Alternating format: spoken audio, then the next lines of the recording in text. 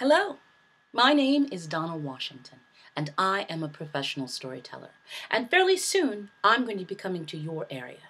And I hope you get a chance to come out and see me. Now, you may not have seen a storyteller before, so let me give you an idea of the kinds of things that I do. And I'm going to start with a story that comes from Africa, India, and the Mediterranean. It's called The Monkey's Heart. And it goes like this. Now, once upon a time, there was a monkey who lived up in a tree. His favorite thing to do was to tease the crocodile that swam below him in the river. He'd pull fruit off the trees and hit the crocodile in the face. He would break branches off the trees and knock them down and hit them on the crocodile's back. He would shake his tail in the crocodile's face. Now, what he didn't know was that crocodile wanted to eat his heart. Yeah, I know, that's disgusting. But that's what crocodiles do. And every day, the crocodile would swim up underneath that tree and stare up at that monkey, and that monkey would hit him in the face. He just stared at him. And that monkey would drop things on his back. He just stared at him. And that monkey would shake his tail in the crocodile's face. Just stare at him. Now, some people, when they get upset, they slam doors. How many of you do that? Some people, when they get upset, they throw things. How many of you do that? Some people get upset and throw themselves on the ground and kick and scream and act a fool. How many of you know somebody who's got that problem? Well, the crocodile didn't do any of those things. He was much more like a teenager. He just got grumpy. He got grumpier and grumpier until finally one day his mother said, "What is wrong with you? Every day you go out and you're just fine, but by the time you come back, you're really upset. What are you doing all day?" And the crocodile said, "Well, there's this monkey, and I want to eat his heart. But I can't get him to come out of the tree." His mother said, "Well, what have you tried to get him down?" He said, "Every day, swim up to the tree, and I'll stare all bad." His mother said, "Obviously, that is not working. You need to try something else." "Well, I don't know what else to try." "Try crocodile tears." "I don't know what that is." "Just boy, come here." And she whispered in his ear. And the next day, crocodile swam up underneath that tree. The monkey was waiting for him. He had a great, big, rotten fruit. Hit that crocodile right in the face. But today, instead of just sitting there, the crocodile began to cry.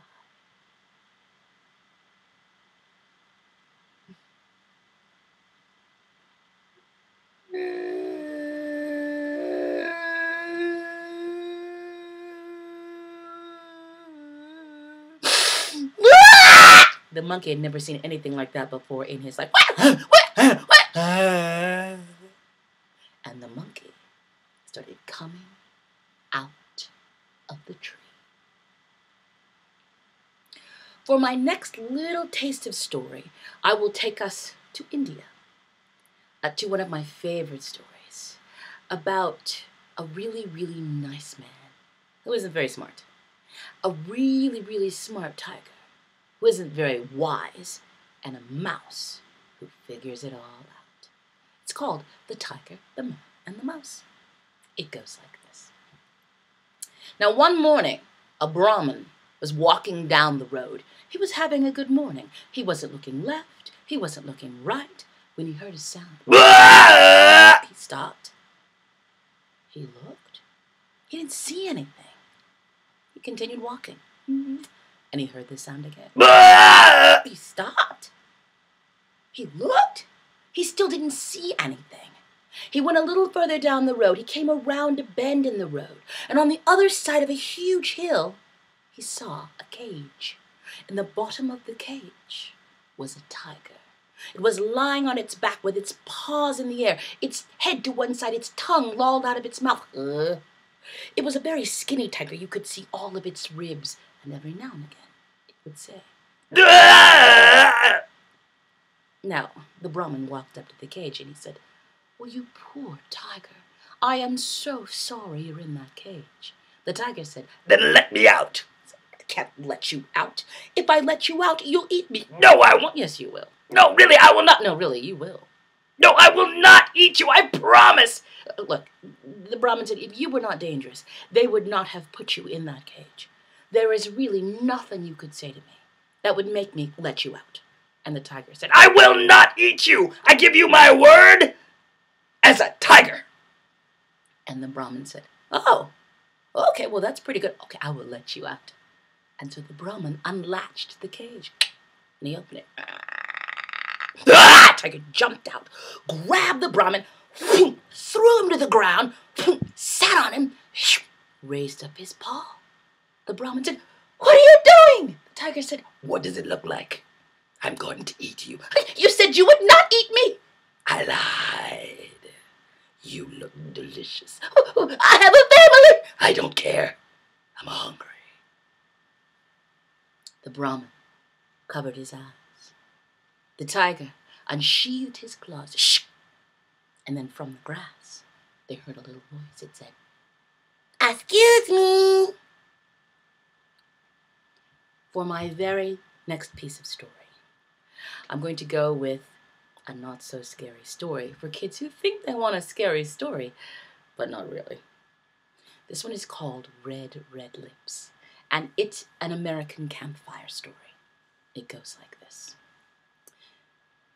His mother put the little boy in bed, and she said, good night. And he said, good night. She turned out the lights, and the little boy lay in bed like this. At the window across the room, he heard a sound.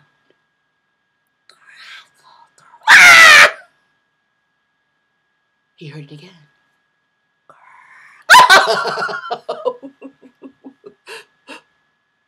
He pulled back the sheets.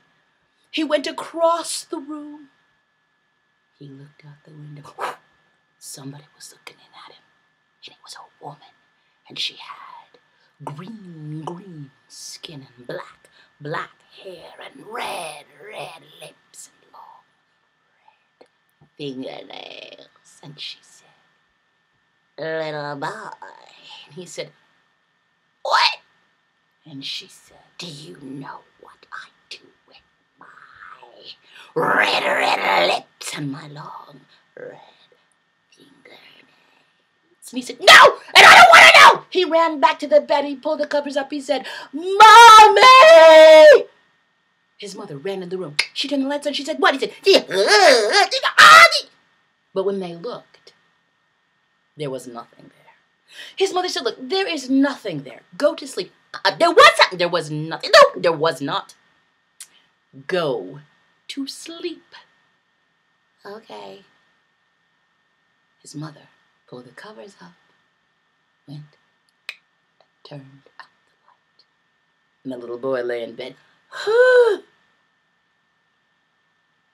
And then he heard crackle, crackle, crackle. For my very last piece of story, I would like to share one of my favorite stories. This is a story from West Africa, and it's called Why Mosquitoes Buzz in People's Ears. It's a gorgeous picture book, but so much fun. And it's an interactive story. So when I do it on stage, there's lots of parts for everyone to play. And I don't usually get people on stage with me, but definitely as an audience, we get to play with this story. And it starts like this. One morning, a mosquito was flying through the air. He happened to look down, and he saw a farmer digging up yams. The mosquito flew around watching the farmer.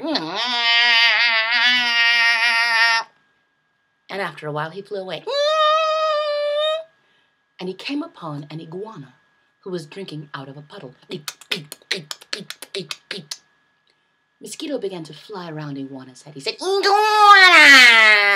I just saw a farmer digging up yams that are bigger than I am. How big are yams? Do you know? This big, maybe? How big are mosquitoes? Every yam in the world is bigger than a mosquito. Iguana said, mosquito.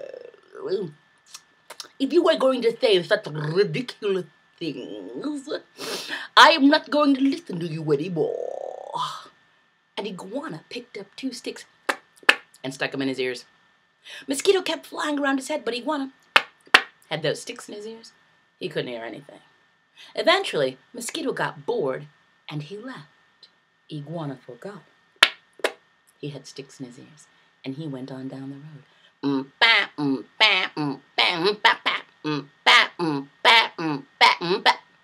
Snake was sitting up on a hill. He said, "Good morning, Iguana." But Iguana had those sticks in his ears. He couldn't hear anything. Snake said, "I said, good morning, Iguana." Iguana couldn't hear anything. He had sticks in his ears. Snake got kind of worried. He said, "What if Iguana is mad at me? What if Iguana means to play a trick on me? I better hide." Snake went across the ground as fast as he could. The first hole he found, he went underneath the ground and kept going. This hole just happened to belong to Rabbit. And I don't know how many of you know this, but snakes eat rabbits. And Rabbit was just about to take a nap.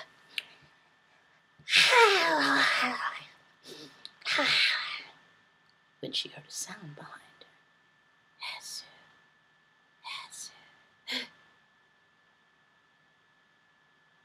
She turned around, and right behind her was a great